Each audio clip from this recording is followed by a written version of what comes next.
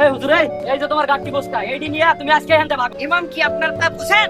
ইমাম হলো একটা মহল্লার নেতা। আমার কত বড় সাহস! আমি মসজিদের সভাপতি, তুমি আমার ছাড়া নামাজ শেষ। রিজিকের মালিক কি আপনারা? না, রিজিকের মালিক হলো আমার। মাদ্রাসা সাহেব, কোরবান আলী তো মনে করেন যে লাভের টাকা দেয় নাই, তাহলে সুদের টাকা দেয় নাই, তাহলে কি করা যায়? কি গো, আমার সুদের টাকা দিব না মানে? তোর বাড়িতে গরু ছাগল আছে, সব নিয়ে করবি।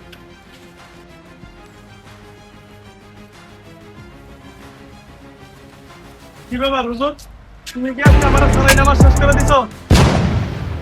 তোমার কত বড় সাহস! আমি মসজিদের সভাপতি, তুমি আমার ছাড়া নামাজ শেষ করে দিছো। সভাপতি সাহেব, নামাজের সময় পার হয়ে যাইতেছে, মুসল্লিরা সবাই অপেক্ষা করতেছে, আপনি আসতে দেরি করেছেন, এই জন্যই নামাজ শুরু করে দিয়েছি। এই হুজুর, তুমি কইলে আমার সাথে বেয়াদবি করতেছো।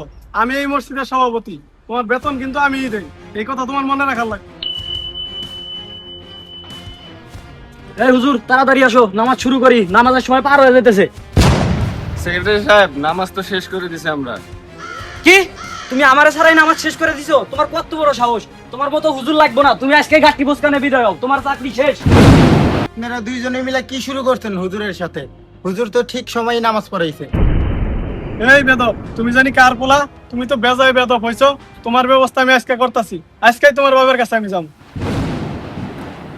যাই হোক সভাপতি সাহেব, হুজুর মানুষ ভুল করছে, আমার কাছে মাপ চাই, মাফ করে দিব। কে তোমার কাছে মাপ চাবো? কে হুজুরে মাপ চাইলে চাবো আমার কাছে? আমি এই মসজিদের সভাপতি, তোমার কাছে মাপ চাবো? সভাপতি সাহেব, সেক্রেটারি সাহেব, আপনারা দুজনের ঝগড়া থামান, ভুল আমারই হয়েছে, আপনারা দুজনের কাছে আমি মাপ চাইতেছি। আমি আল্লাহর কাছে দোয়া করি, আল্লাহ আপনাদের দুজনকে হেদায়েত দেন। আমি মসজিদে উল্টা পাল্টা বয়ান শুরু করছি। আপনি কি করেন? আসসালামু আলাইকুম। এই হুজুর, দাঁড়ান দাঁড়ান দাঁড়ান। এই হুজুর, তুমি আমারে সালাম দিলা না কে? আমি তো সালাম সবাই দিয়ে দিছি। আমি মসজিদের সেক্রেটারি, তুমি আমারে নাম ধরে সালাম না দিয়া সবাইরে সালাম দাও মানে? ইমাম সাহেব, তোমার চোখটা কি তুমি আমারও দেখো নাই? তুমি আমারও সালাম দাও নাই। তুমি মনে হয় ভুইলা গেছো, আমি এই মসজিদের সভাপতি, আমি তোমার বেতন দিই, সেই টাকাটা তোমার সংসার চলে। হে আল্লাহ, আমার বলার কোনো ভাষা নাই, হেদায়েতের মালিক তুমি আল্লাহ, তুমি সভাপতি আর সেক্রেটারি হেদায়েত দান করো। শোনো, বান্দার হক নষ্ট করলে বান্দা যদি সেটা মাফ না করে আল্লাহ মাফ করবে না, আল্লাহর হক নষ্ট করলে আল্লাহ তাআলা সেটা মাফ করে দিবেন, আল্লাহ গফুরুর রহিম, কিন্তু বান্দারটা মাফ করবে না। এই হুজুর, এই যে তোমার গাড়ি বস্তা এইডি নিয়ে তুমি আজকে এখান থেকে ভাগো। কি গো চাচা, কি হয়েছে? আপনি হুজুরের সাথে এত খারাপ ব্যবহার করতেছেন কেন? চুপ, একদম চুপ। এই হুজুর, তুমি দেখছো না আমি নামাজে দাঁড়াইছি, তারপরেও কেন তুমি এত লম্বা সূরাতে নামাজ পড়াইছো? তুমি জানো না আমি নামাজে বেশিক্ষণ দাঁড়ায় থাকতে পারি না?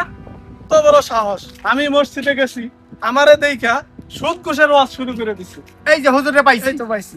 এই হুজুর, তোমার কত বড় সাহস!